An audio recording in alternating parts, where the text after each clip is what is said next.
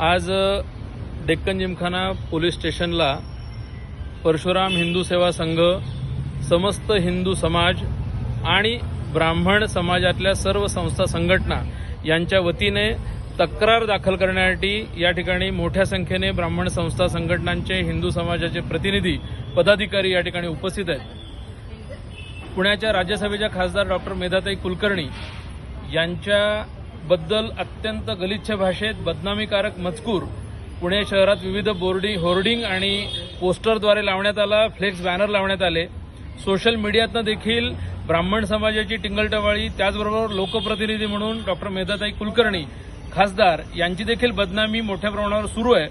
या सगळ्याबद्दल समाजात तेढ निर्माण होईल असं कृत्य करणाऱ्या विकृत लोकांना शासन व्हावं, त्यांच्यावर गुन्हे दाखल व्हावेत, यासाठी समस्त हिंदू समाज आणि ब्राह्मण समाजाच्या वतीने या ठिकाणी निवेदन देण्यात आलेलं आहे।